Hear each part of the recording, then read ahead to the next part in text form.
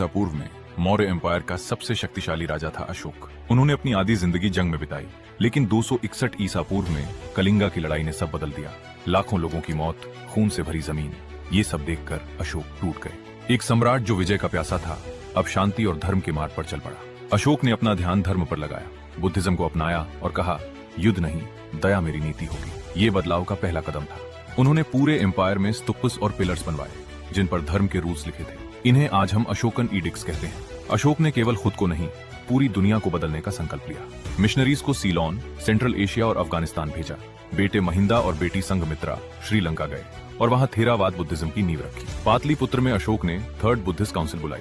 यहाँ से धर्म का संगठन और व्यापक हो गया। धर्म महामत्तास, अशोक के विशेष अधिकारी जो धर्म का संदेश दूर दूर तक ले गए। ये पहली बार था जब राजनीति और धर्म एक हुए। उनका लायन कैपिटल, जो आज इंडिया का नेशनल एम्बलम है, उस विजन का प्रतीक है जो कहता है, शक्ति सिर्फ तलवार में नहीं, धर्म में हो। एक समय सोचिए, अगर सच अलग अलग नजर से अलग अलग दिखता हो तो क्या एक ही सच का होना संभव है?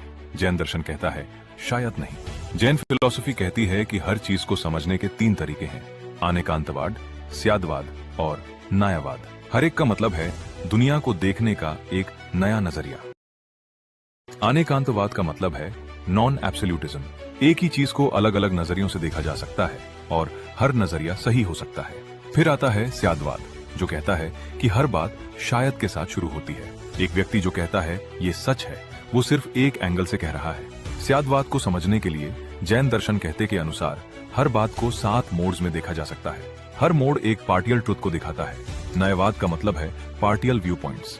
हर व्यक्ति का अपना एक अलग नया या पर्सपेक्टिव होता है, जो पूरे सच का सिर्फ एक हिस्सा है। यही रीजन था कि जैन धर्म ने 2500 साल पहले टॉलरेंस का एक फिलोसॉफिकल मॉडल बना दिया था। हर व्यक्ति का सच उनका अपना है और वो भी सही हो सकता है। जैनिज्म सिर्फ आइडियाज तक सीमित नहीं रहा, उसने अहिंसा को एक्सट्रीम तक ले जाकर हर जीव के प्रति दया का संदेश दिया।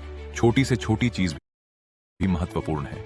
तो क्या हम आज के युग में जैन फिलॉसफी के इस टॉलरेंस और कंपैशन को अपनी जिंदगी में शामिल कर सकते हैं? क्या हम भी सच को नए नजरियों से देख सकते हैं? आज से लगभग 2500 साल पहले जब बुद्ध का महापरिनिर्वाण हुआ, तब उनके फॉलोअर्स के सामने एक सवाल था, उन्हें कैसे याद रखा जाए?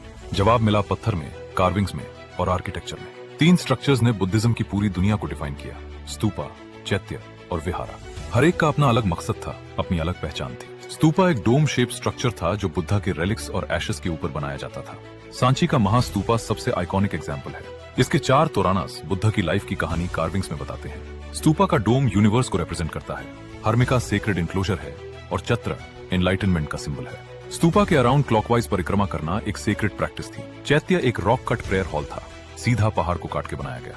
अंदर लंबे पिलर्स की 2 रोज, एक आर्च्ड सीलिंग और बिल्कुल एंड में एक छोटा स्तूपा होता था। करला केव्स और अजंता केव्स सबसे फेमस एग्जांपल्स हैं।